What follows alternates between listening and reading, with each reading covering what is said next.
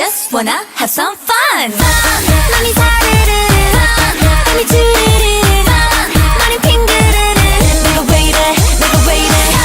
Hey guys, welcome back to my channel. Today I'm here with a video that I haven't done in quite a while, and that is a video about some of my very brutal but completely honest K-pop opinions. Now, some might be unpopular and some might not be. I have no idea. I simply put down 5 opinions that I want to talk about in depth with you guys, and I hope we can have respectful discussions in the comments. Please stay nice to each other even if you disagree. It's just a music genre, we don't have to jump on another person's neck over it. Also, if you enjoyed this video, definitely consider subscribing and giving it a like because it helps me out a whole lot. Okay, let's kick it all off with my first opinion. You all didn't actually expect for BTS to win a Grammy, right? I feel like I first need to say that I do stan BTS and nothing would make me happier than seeing them win a Grammy. Hell, that wouldn't only be an achievement for them, but also for the entire industry of K-pop music. But let's be honest with ourselves for a second. Dynamite was numbers-wise and music quality-wise the closest they will ever get to a Grammy, and even then they didn't get it. Not to mention that the category of the best pop duo/group is a stupid, meaningless category to begin with. But hey,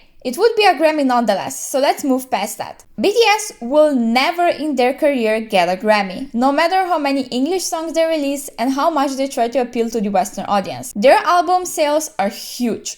They're filling up stadiums like their local bars, and they have plenty of other achievements under their belt. But despite all of that, they still didn't receive a Grammy. There are plenty of reasons as to why that is. Number 1.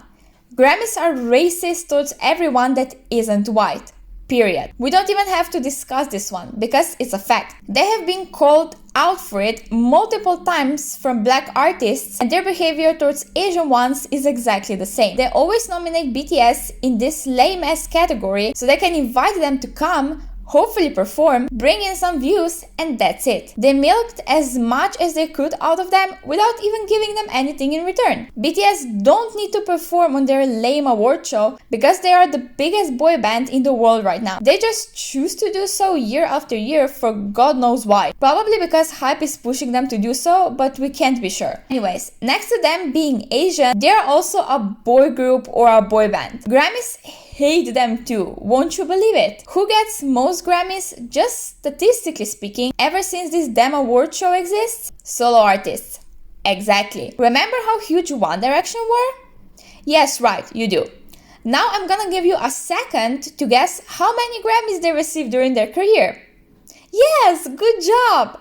0. This is why I don't understand why people get pissed every year when BTS don't win. Like, did you all actually believe they stood a chance? Because if that is the fact indeed, I suggest you readjust your expectations. Unfortunately, award shows were never and will never be about music. They're about whoever that group of people at the academy decides to win. That's it.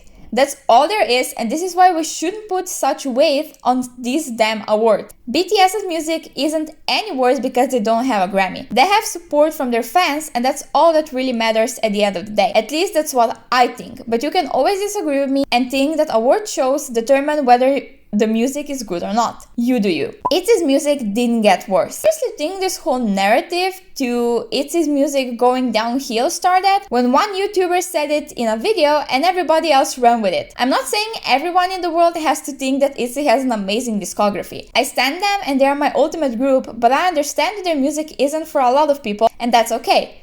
But it's so ironic to me how during Not Shy era, everybody seemed to love and say how great it is because they finally broke away from their usual formula with the dance break and all that, but now all of a sudden this is a title track that symbolizes the moment their music quality started to decline. Which one is it now? Because certainly can be both. I know Mafia in the Morning wasn't really received well at all, and I can see why, since it was a very drastic change in both sound and concept for Itzy. From bright, quirky teen crush to, I guess, your typical dark girl crush. But the song isn't bad, let alone a complete punch into the dark. I actually think Guess Who mini album contains some of their best songs to date, and you can't convince me otherwise. Like, Shoot is literally to die for, along with Mafia in the Morning and Kidding Me. I understand this whole train against their music even less with Loco. Yes, The full album wasn't exactly the strongest piece of music, even just inside their own discography. But most people have a grip against Loco specifically as a title track. Excuse me, but why exactly? The concept is bright again, just like all of you wanted it to be, and the song is good. At least to me anyways. I simply think a lot of people don't like their switch up in concepts and equal that to their music lowering in quality as well. Although that's not the case in my opinion. Even before they had some hits and some misses in their discography. Now it's no different. So please stop riding this train if you didn't actually listen to their entire discography and you actually don't enjoy their last 2 or 3 releases.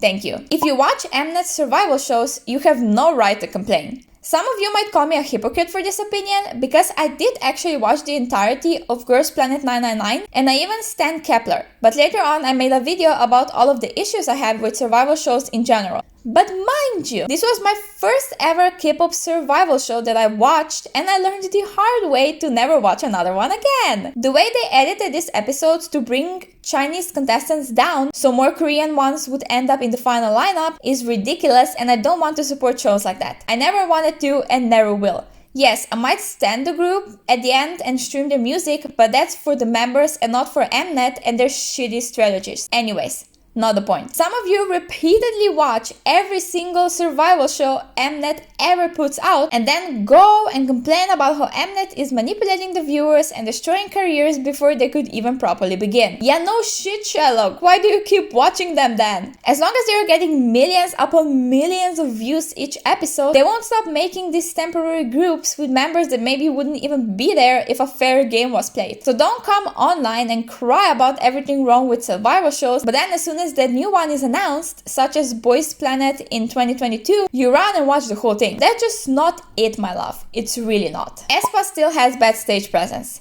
Yes, even after Coachella. You all are annoying with all this noise around Aespa's performance at Coachella. Did they sing live for probably the first time in their career?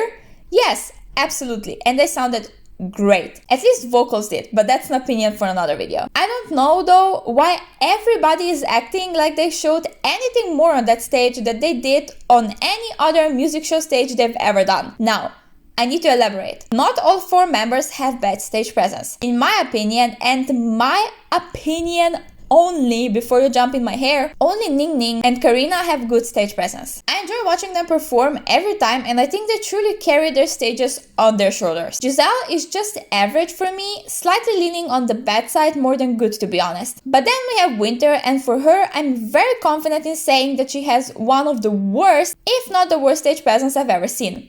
Okay, no. That's a bit too drastic, but it's not good in any way. Most of the time she looks like she doesn't want to be there, and her face literally does not move an inch throughout the whole performance. It's kind of weird. She also doesn't really use her body or her hair or even her outfits in a way that would capture attention when she's the center. I can't tell you why that is or if she will ever improve, but I can tell you that Coachella certainly didn't do anything for Aespa's performers. They are still pretty boring to watch, not gonna lie, and they gave me way less energy than I would expect from someone performing on such a huge stage outside Korea for the first time. I don't know, I just wasn't impressed and couldn't care less about that performance altogether. Blackpink might not want more comebacks. Okay, listen.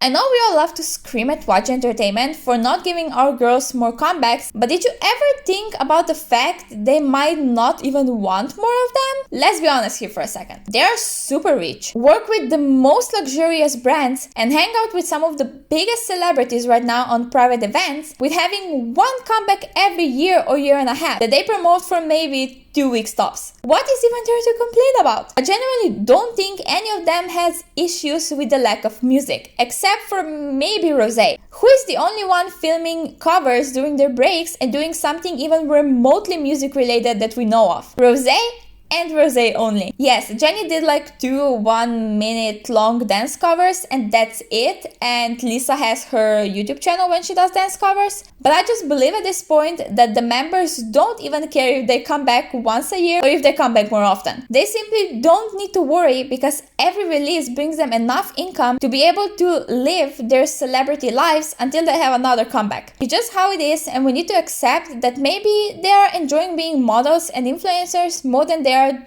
being musicians. It's not a crime and I fully accepted it. Hence why they are no longer my ultimate favorite group. I see them more now as influencers and models who occasionally do music on the side. Sounds horrible, but it's really not. As long as they're happy, I'm fine with it. With that, we come to the end of this video. Again, if by some chance you don't hate me yet, consider subscribing, giving this video a thumbs up and commenting your opinion, because I would really like to see what you all think about these topics. I will see you again very soon with a brand new video. Stay safe and don't forget to enjoy music. Bye bye!